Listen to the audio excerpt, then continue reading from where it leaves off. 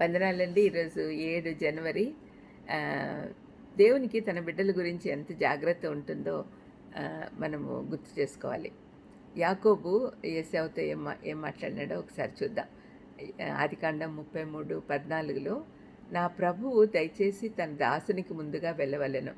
నా ముందరనున్న మందలు నడవగలిగిన కొలదిని, ఈ పిల్లలు నడవగలిగిన కొలదిని వాటిని మెల్లగా నడిపించుకొని వచ్చేదనని అతనితో చెప్పాను. యాకోబు తన పిల్లలు మందల పట్ల చూపిస్తున్న జాగ్రత్తను అందంగా ఈ మాటల్లో మనము ఇమాజిన్ చేసుకోవచ్చు. తన అన్న ఏశావు తనతో పాటు రమ్మని అడిగినప్పుడు తాను అన్నతో పాటు ప్రయాణం చేయలేనని, తన మందను పిల్లలను మెల్లగా నడిపించుకుంటూ వస్తానని ఏశావును ముందుగా వెళ్ళమని కోరుతూ ఉన్నాడు. తనను తాను తగ్గించుకొని అన్నను ప్రభువు అని పిలుస్తూ వినయంగా విన్నవించుకుంటున్నాడు. ఎందుకంటే చాలా రోజుల తర్వాత, శత్రుత్వం తర్వాత యాకోబు అన్నను కలుసుకున్న సందర్భం ఇది. అందుకని మళ్ళీ అన్నకు కోపం రాకుండా ఉండాలని చాలా మైల్డ్గా మాట్లాడుతూ ఉన్నాడు. రాజీ పడి సమాధానపడే సమయం ఇది. తన అన్నతో కలిసి వెళ్ళిపోవడానికి కారణం ఇంకా ఏమైనా ఉన్నా కూడా ఇక్కడ మాత్రము తన పిల్లలు మందల పట్ల ఉన్న కనికరము, చింత తెలుపుతూ ఉన్నాడు. వాటి శక్తి కంటే ఎక్కువగా ఒక్కరోజే నడిపించుట యాకోబుకి ఇష్టం లేదు. ఏశావుతో కలిసి వెళ్తే అతనిలాగా వేగంగా వెళ్ళలేక కష్టపడతారు కాబట్టి పిల్లలను, పశువులను నెమ్మదిగా నడిపించుకుంటూ వెళ్ళాలని అతను ఉద్దేశం చెప్పాడు. రోజుకు ఎంత దూరం వారు నడవగలరో అతనికి తెలుసు. అందుకే వాటి వేగం ప్రకారము నడిచేదానికి ఏర్పాటు చేశాడు. చాలా సంవత్సరాల కిందట అదే మార్గంలో యాకోబు ప్రయాణం చేశాడు. కాబట్టి అక్కడి బాటలు ఎలా కష్టతరంగా ఉంటాయో అతనికి తెలుసు. ఎంత దూరం ఉందో తెలుసు, ఎంత వేడిగా ఉంటుందో తెలుసు.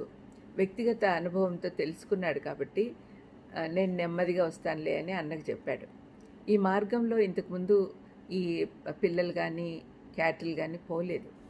మన జీవితంలో యాకోబు స్థానంలో మన యేసుప్రభువును ఉంచితే మంచి కాపరిగా మన ప్రభువు చాలా జాగ్రత్తగా నడిపిస్తాడు. యాకోబు చెడ్డవాడైనా, ఇహలోకపరంగా మోసగాడని చెప్పబడినా కూడా అతను తన మందను, పిల్లల్ని ఎంత జాగ్రత్తగా కాపాడుతున్నాడు. మన దేవాది దేవుడు మనల్ని ఇంకా ఎంత ప్రేమగా చూసుకుంటాడో, ఎంత ప్రేమగా నడిపిస్తాడో ఒకసారి ఇమాజిన్ చేసుకోండి. మార్పు చెందిన ఈ కొత్త జీవితంలో ముందుకు వెళ్తూ ఉన్నప్పుడు మనం ఎలాంటి సమస్యలు ఎదుర్కొంటామో ఆయనకు బాగా తెలుసు. ఆయన శరీరధారిగా వచ్చినప్పుడు ఆయన మానవులు ఎదుర్కొంటున్న ప్రతి సమస్యను అనుభవించి పరిపూర్ణ నాయకుడయ్యాడు. సార్వభౌముడైన ఆయన మన పరిస్థితులన్నీ ఆయనకు ముందే తెలుసు, ఏం జరుగుతుందో తెలుసు. కాబట్టి మనము తల్లి గర్భంలో పడకముందే ఆయనకు తెలుసు.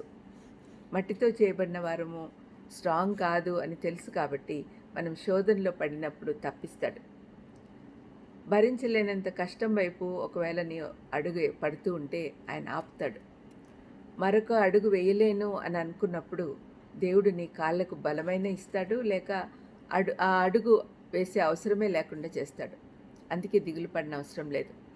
దేవుడు మన పట్ల ఉన్న ఆసక్తి, ఆతృత ఎంత గొప్పదంటే మనం ఏం ఆలోచించాల్సిన అవసరమే లేదు. కేవలం ఆయన్ని వెంబడించడమే. ఎంత సులభం కదండి మన జీవితం. నిజంగా దేవుణ్ణి నమ్ముకుంటే ఆయన మనల్ని ప్రతి నిమిషము, ప్రతి అడుగులో కాపాడుతున్నాడు అనే నిశ్చయితం అనుకుంటే ఎంత సంతోషంగా గడపగలం. ప్రార్థన చేసుకుందాం. దయామేడా, యాకోబు తన గొర్రెలను, పిల్లల్ని ఎంతో జాగ్రత్తగా నడిపించాడు. అంతకంటే ఎంతో ఎక్కువగా మమ్మల్ని నడిపిస్తావనే చాలా నిశ్చయిత మాకు కలిగించినందుకు మీకు వేలాది వందనములు, స్తోత్రములు చెల్లిస్తూ మీకు నమ్మకంగా ఉండేదానికి మాకు సహాయం చేయమని యేసుక్రీస్తు నామమున వేడుకొంచున్నాను తండ్రి. ఆమేన్. ఆమేన్. God bless you.